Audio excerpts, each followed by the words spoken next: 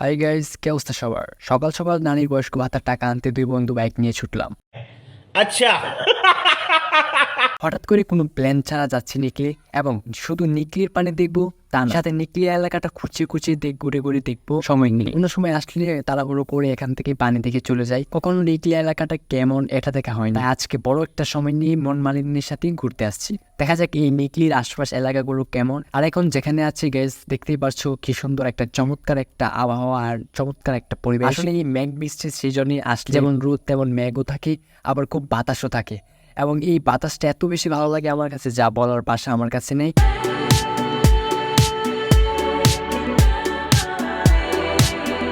In the Sunday sunshine.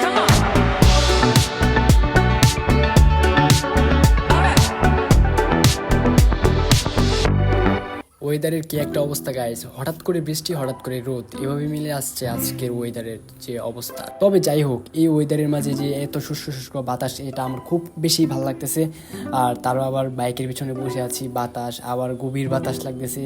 আবার সামনে আকাশ, একদম আকাশের নীল, সুন্দর একটা পরিবেশ, চোখের সামনে পানি, নীল নীল আকাশ। তারপর আমরা নিকলির ডান সাইডে একটা রাস্তা গেছে, ওই রাস্তার ধরে আমরা এদিকে এসে পড়ছি। আর গাইস, এদিকে আমার পিছনে ব্যাকগ্রাউন্ডটা দেখতে পাচ্ছেন, অনেক সুন্দর একটা ব্যাকগ্রাউন্ড। এটা কিন্তু নিকলির এলাকা, মানে এলাকাটা ঘুরতেছি কিন্তু আমরা। সো নিকলি এলাকাটা কীরকম সেটা ঘোরার জন্য কিন্তু মেইনলি আমরা আসছি।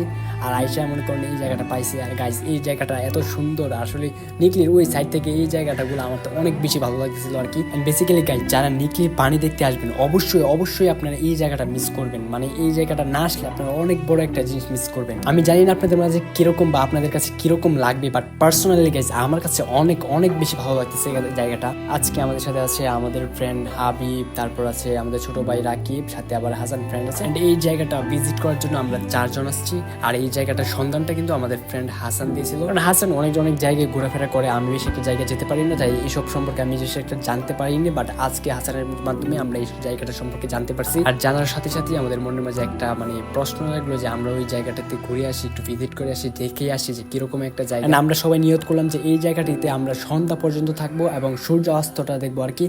মানে সূর্যটা ডুবলে কিরকম জায়গা আছে, মানে একটা মিনি কক্সবাজার ফিল আসা পড়বে আর কি। এখানে একদম সূর্য অস্ত গোড়াটাও দেখতে পারবো। তারপর অনেকক্ষণ ওদের সাথে ঘোরাফেরা করতেছি তারপর আমার হঠাৎ করে মনে জাগলো যে আমি একটু একাকিত্বভাবে একান্ত একটু ঘুরতে যাই।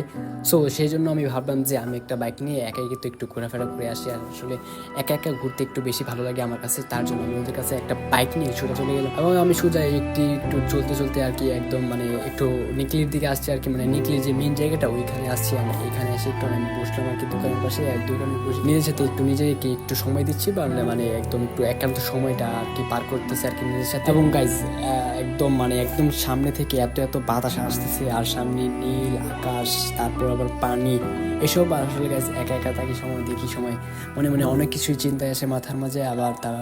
তারপর আবার অনেক বেশি ভালো লাগতেছিল। আর আসলে গাইজ মানে আপনারা একবার একান্ত একবার যাবেন, আবার একান্ত গিয়ে একবার বসে থেকে মানে ওয়েদারটা একটু ফিল করবেন। তারপর এখানে প্রায় আমি আধা ঘন্টার বেশি টাইম স্পেন্ড করার কারণে আমাকে হাবিব নেওয়ার জন্য আসছে। আসলে ওই জায়গাটিতে আমরা সূর্যাস্ত দেখবো, তো তার জন্য ওরা একা একা 3 জনে বোর হয়ে যেতেছিল। তারপর আমাকে নেওয়ার জন্য আসছে হাবিব, এবং আমরা আবার ওই মানে নিকলির ভেতরে এলাকাটা মানে একটু ঘুরে ফিরে তারপর ওইখানে গিয়ে সূর্যাস্তটা দেখতেছিলাম আর কি। আর গাইজ, আমার সামনে থেকে সূর্যাস্ত গাইজ চমৎকার একটা পরিবেশ গাইজ, কি দেখতে পাচ্ছেন গাইজ, অনেক বেশি ভালো লাগতেছে। আর আপনার তো ক্যামেরা আপনার মানে সামনে যখন থাকবেন তখন আপনারা বুঝতে পারবেন কতটা সুন্দর একটা ওয়েদার, কতটা সুন্দর একটা মানে পরিবেশটা ছিল গাইজ।